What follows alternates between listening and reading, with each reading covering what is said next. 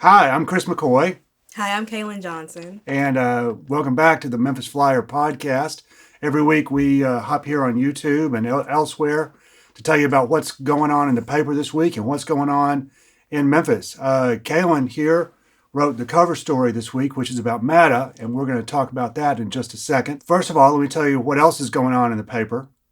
Bruce Van Wingarden wrote about Governor Bill Lee's voucher program. He's still trying to destroy public education with vouchers. Well, maybe destroy is a harsh word. Just cripple public education with this voucher scheme. You can read all about what Bruce has to say about it in his reporting in the Memphis Flyer. That's either at memphisflyer.com or pick up a physical copy. We love those physical copies, don't we, Of Kaiylnn? course we do. Yeah.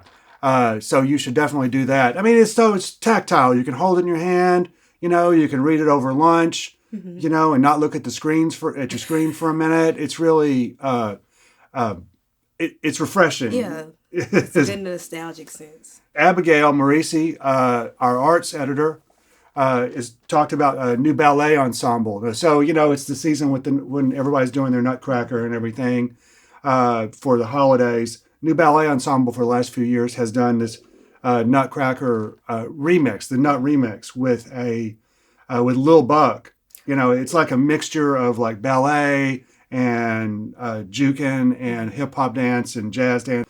But Lil Buck's been replaced by a guy named Larry Curry. Alex Green has two stories this time. First of all, a book about the Continental Drifters, which was a sort of a super group from the '80s. A lot of people went on from that group to be in other bands and stuff. But they just had a book written about them, a biography, which sounds really interesting. And then he also wrote about Marcella Simien's new record, which is called "To Bend to the Will of a Dream That's Being Fulfilled." And Marcella is a great artist here. She's originally from Louisiana. Her father is Terrence Simien, who is a legend in Zydeco. But Marcella's musical tastes and musical output is just incredibly varied. She does everything. She calls herself Swamp Soul, but then she does all kinds of other stuff. And this new record, she's going to have a record release party this weekend on Saturday. So you can read all about that in the Memphis Flyer as well. Michael Donahue is talking to a beekeeper named Patrick Collins, who is Old Cappy's Bee Products. So you can read all about that. And also, Joe Della Henny Cheddar is back at Patrick's. If you know, she used to be at the P&H Cafe, and she's a legend in the Memphis culinary scene, and she is like the nicest person in the world. So you can check out all of that in the Memphis Flyer too. My movie review this week is Anora, which was Sean Baker's newest film. I'm a big Sean Baker fan. I have been since Tangerine a long time ago, and he was here in Memphis 2 years ago at Indie Memphis to premiere Red Rocket. But Anora and I've liked his movies for a long time, but Anora is the best thing he's ever done. Mikey Madison is the lead, and she is a firecracker in this film. She plays a stripper and a sex worker from New Jersey who gets hooked up with the son of a Russian oligarch. And it's a really sort of an old-fashioned screwball comedy for a lot of it. But then it just gets weirder and weirder and weirder. And it's not, I mean, it's a comedy and it's funny, but it's also very poignant. And the characterization, the acting is just some of the best acting you will see all year. Madison is going to get a Best Actress nomination for this. If she doesn't, there's no justice in the world. But maybe there is no justice in the world, Kaiylnn. I don't know. What do you think? No comment right now. Jury's out on the whole justice thing.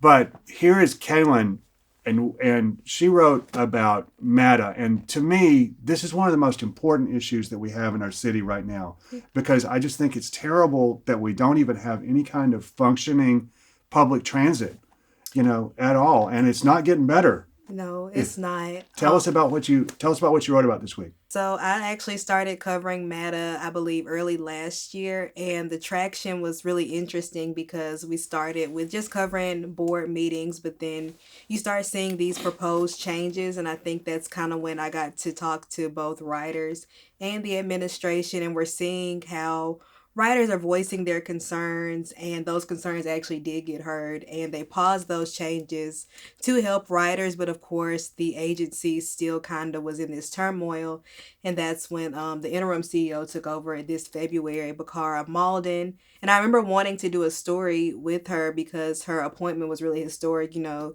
you have this black woman taking over this transit agency, but little did we know she was in the process of having to recreate financials because the agency hadn't had those financials for about 10 years. So, in the process of doing so, they announced that they were in a $60 million deficit.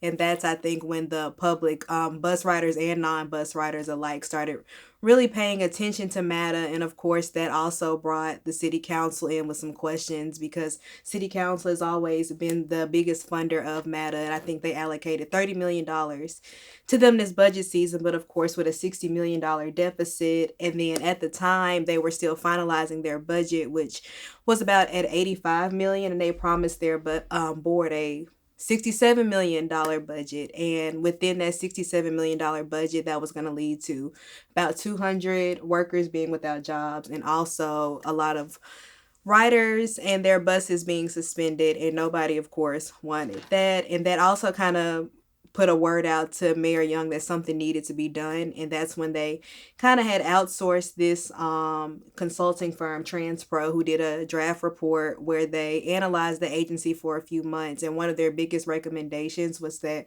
the whole board be replaced because they did passed that budget without any questions, and it was passed unanimously. So that kind of sent the message out. Mayor Young said he wanted to do a clean slate, replace the whole board. So that's currently where we are now. Is in the midst of trying to replace the board. They've been replaced. They have been replaced. Yes. Okay. So do you see any? Well, I guess we honestly don't know what's going to happen from here on out, do we? No.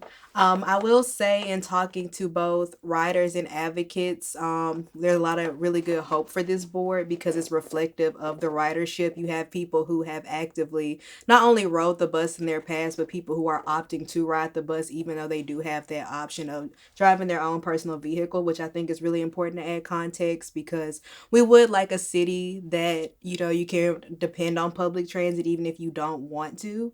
So if you can drive yourself to work, you have that option, but also sometimes driving is a lot, parking is a lot. So kind of want to be able to depend on the public transit, but sometimes we can't even do that. People who are fully dependent on MATA are late for their job appointments. People have lost jobs because they can't depend on public transportation. Yeah, and that's just ridiculous because that's like the role of public transportation, Right. You know? And if we're ever going to get better in this city, we've got to have, you know, we've talked about this before. Actually, we talked about this last week when we knew that you were coming on with this story. It's like you go to a city with actual functioning public transportation and it makes a huge difference. It's a major difference. You know? It's better for the environment as well. There's so many factors to it. I had an internship based in New York, and it just baffled me that so many people actually had cars, but they rely so much on subway and the bus system there. And I'm like, we don't really have that option here to have the luxury to say that you want to take the public transit and be okay with like not adjusting your plans. Yeah, because it's going to end up being more expensive a lot of times. You know, like if you want to go downtown and do something, the parking now is so expensive downtown. So expensive. And then the trolleys, of course, MATA had to suspend their trolley services because there was a brake issue, and they opted to suspended because the adjustments were going to be pricey. So they're in the process about to prepare something to their board to bring that back, but that's also like a major hit to like the downtown economy and even tourism downtown. Yeah, for sure, because it